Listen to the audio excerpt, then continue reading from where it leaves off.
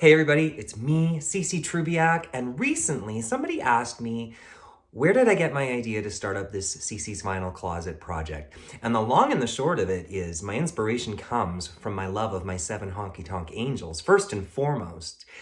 But initially, something that instigated the whole thing was noticing the lack of female representation in magazine publications like Rolling Stone.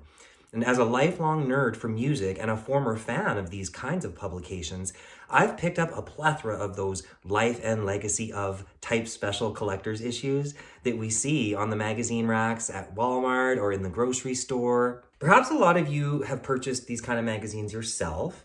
And before the age of social media, it was one of the only ways to enjoy looking at an artist's or a band's photographic history. So I've dropped lots of dollars over the years anytime these collector's issues feature artists that I enjoy. Generally speaking, they're all formatted the same way, featuring segments dissecting said artist or band's early origins, their rise to fame, even highlighting their career-defining albums, most popular hits, oftentimes touching on things like their associations to other artists, and even highlighting what made said artist a revered trailblazer. Now, this doesn't surprise me so much anymore, but at the time I began working on CC's Vinyl Closet, doing some of the background research on my 7 honky tonk angels and compiling a lot of my own memorabilia, I was floored by the alarming gender inequality with regards to these tribute magazines.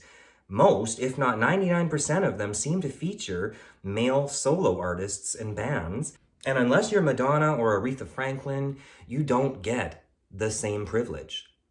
Now, I really don't have to ask why this gender inequality issue exists to know the answer. Females in the recording industry have had to face and fight sexism in rock and roll since rock and roll began.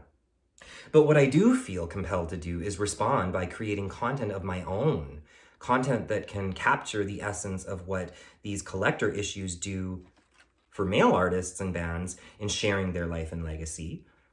CC's Vinyl Closet is as much an act of rebellion against these publications as it is an act of love for these female artists. And I firmly believe all of these artists deserve the same props as their male counterparts. So, there you have it. CC's Vinyl Closet was in part inspired by the lack of female representation in the media. And I truly hope that fans can appreciate what I have to offer. Thanks for listening, folks, and subscribe!